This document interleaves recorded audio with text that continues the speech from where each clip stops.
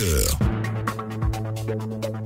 Abidjan, les belles clôtures, de quoi s'agit-il exactement? Eh bien, on aura la réponse dans la chronique Société d'Ahmed Touré, juste après le journal.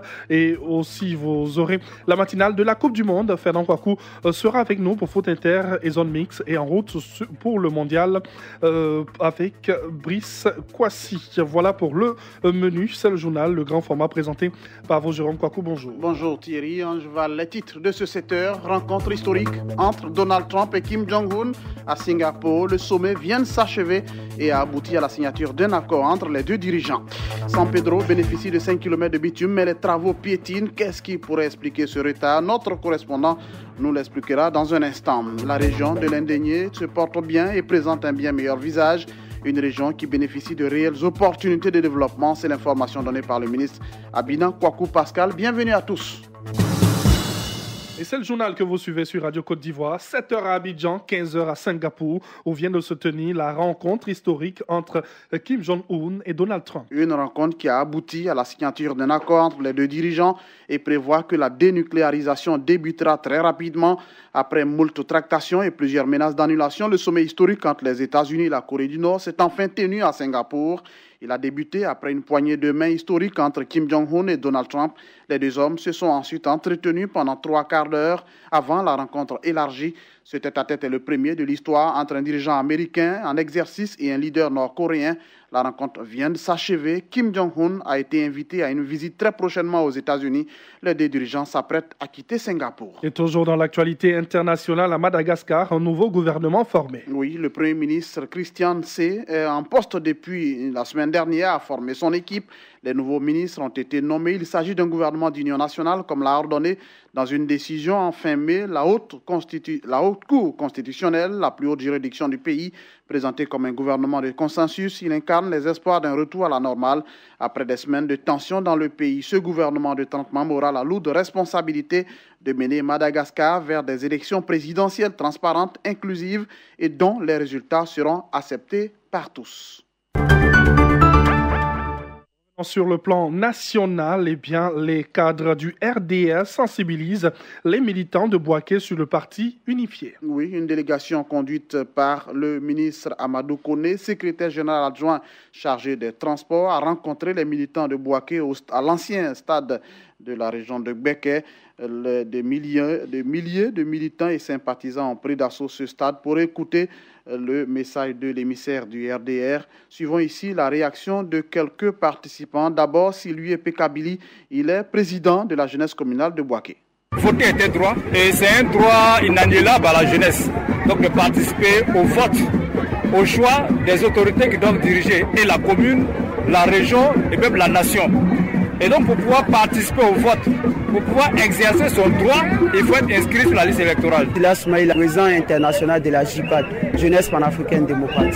Et il faut dire que le RHDP aujourd'hui, c'est un creuset de paix pour toute la Côte d'Ivoire. Nous lançons le message à toute la jeunesse ivoirienne de prendre des dispositions pour s'inscrire sur la liste électorale parce que étant sur la liste électorale, tu feras partie des décideurs et tu pourras quand même dire un mot relativement au développement de ta commune et de ton pays. Et la région de l'Indénié-du-Ablin se porte bien. Et même très bien, si l'on en croit le président élu du conseil régional de l'Indénié-du-Ablin, le ministre Abina Kouakou Pascal, était sur les antennes de Radio Côte d'Ivoire à l'émission Les Salons de Radio Côte d'Ivoire. Abina Kouakou Pascal, qui est revenu sur les grands chantiers entrepris par le chef de l'État et qui aujourd'hui donne fière allure à l'Indénié-du-Ablin. Et le conseil entend poursuivre les efforts afin de continuer à faire de cette région un pôle de développement. Abina Kouakou Pascal. Le lycée des jeunes filles avec internat est un accord du président de la République. Le site même est déjà choisi. Pour ce qui concerne la formation professionnelle, j'ai plaisir à dire, parce que mon collègue, le secrétaire d'État à l'enseignement technique et professionnel, m'a confirmé, le centre de formation professionnelle d'Abangourou sera transformé en lycée professionnel.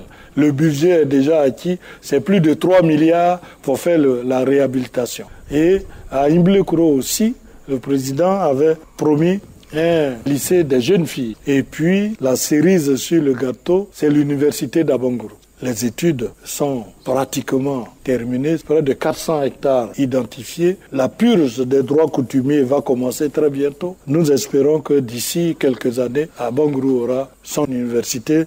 Le président l'a promis, il va le faire. À Odiéné, les acteurs de protection des droits de l'homme renforcent leurs capacités. Oui, ils le font autour d'un forum, un espace qui a été mis en place par la Commission nationale des droits de l'homme pour permettre aux acteurs de se retrouver pour parler des questions de droits de l'homme dans la région. Le forum regroupe toutes les organisations de la société civile intervenant dans la protection et la promotion des droits de l'homme. Les détails avec Tano Kone.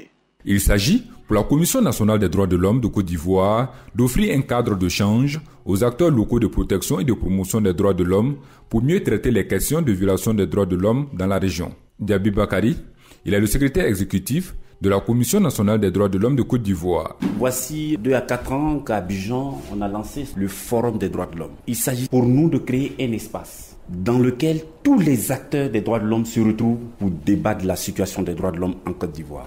Donc il s'agit de ramener cette initiative en région pour que dans la région, vous les acteurs des droits de l'homme, vous qui êtes mieux informés de la situation, vous puissiez identifier les problèmes de la région, les adresser, mais aussi faire des recommandations. La mise en place de ce forum a été précédée par un renforcement de capacité des acteurs en matière de défense des droits de l'homme. Un renforcement de capacité qui, selon les participants, va beaucoup impacter leur travail quotidien. Écoutons quelques-uns. Kane Adama, président de la LIDO section Odiéné. Ce qui m'a marqué en fait, c'est comment mener les enquêtes, l'impartialité, la confidentialité et puis vraiment l'objectivité dans l'information, dans la collecte des informations. Konaté Nouveau, Fondation DIC, c'est un plus. C'est surtout encore une autre technique d'approche par rapport aux sensibilisations des droits de l'homme pour être en bonne phase avec les communautés. Signalons que chacune des 31 régions de la Côte d'Ivoire, où se trouve une commission régionale des droits de l'homme, aura son forum. Tano Kone, Odiéné, pour Radio Côte d'Ivoire. Le dossier du jour. Et dans le dit dossier, parlons des travaux de bitumage des voies de San Pedro qui connaissent un retard. Oui, en effet, la ville portuaire bénéficie de 5 km de bitume. Les travaux devraient être livrés depuis, mais voilà que ça piétine. Qu'est-ce qui explique ce retard ? Un nouveau délai a été fixé à la fin de ce mois de juin. Ce délai sera-t-il respecté ? Retrouvons sur place Sam Konon dans ce reportage. Depuis le mois de novembre 2017, les travaux de bitumage des 5 km de voies ont débuté à San Pedro. Près de 6 mois après, l'on constate un retard dans le délai d'exécution des 10 travaux. Ça ne bouge pas, il y a une raison. Il y a des concessionnaires CIE, par exemple, qui sont venus voir l'entreprise. Ils disent, si vous travaillez à ce rythme-là, vous allez dénuder nos poteaux et ça va tomber. On vous demande pardon de ralentir. Bon, il se faufilait pour faire. À un moment donné, quand tous les concessionnaires étaient venus sur le terrain, elle ne pouvait plus travailler. Elle a dit, tant que les concessionnaires ne finissent pas, eux, ils ne travaillent pas. Une autre raison pourrait justifier ce retard. Dans le quartier Jules Ferry, par exemple, des constructions ont été élargies et se retrouvent sur la voie publique. À ce niveau, il se trouve que la clôture est construite dans le domaine public et les réseaux SODECI sont à l'intérieur même de la clôture. Voilà, pour pouvoir travailler, on est obligé de faire reculer la clôture pour libérer les réseaux. Ce que la mairie va faire, c'est de dégager ces personnes-là pour que les travaux puissent continuer normalement. Ce qui a été fait quelques jours après la visite des autorités. Plusieurs habitations ont vu leur clôture cassée par la mairie. Une opération qui fait grincer des dents chez les riverains. C'est la clôture qui est toujours sur la borne. Ils ont cassé la clôture, ils sont entrés un peu dans la maison. Ça m'a surpris parce que de l'autre côté de la rue, il y a la borne qui est au plein de la maison. On n'a pas touché. Il faut que ce soit des deux côtés pour casser. Et regardez les maisons que vous voyez plein là-bas. Là. C'est des maisons qui, les gens qui travaillent à la mairie. Pour eux, ça n'a pas été touché alors qu'on est sur la main dit. Pourquoi ? Pour la mairie, il n'y a pas d'injustice. Il n'y a pas de connaissance, il n'y a pas de complaisance, il n'y a pas de favoritisme. Le domaine public, c'est le domaine public.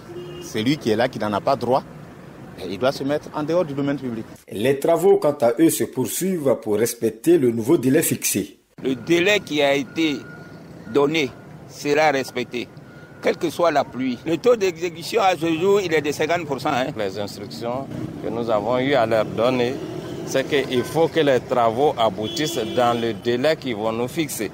Et ces délais ont été donnés, vous l'avez tous entendu, c'est pour fin juin. Et donc nous nous en tenons à ça. Ce sont au total 5 km de bitume accordés à la ville de San Pedro. Il s'agit de l'axe Carrefour Aéroport, Pharmacie du Lac, en passant par le quartier Jules Ferry, la rue des Banques à la Cité et la grande voie du quartier Zimbabwe. Et ce dossier met fin à ce 7h. Je vous rappelle juste l'essentiel. Rencontre historique entre Donald Trump et Kim Jong-un à Singapour. Le sommet vient de s'achever et a abouti à la signature d'un accord entre les deux dirigeants.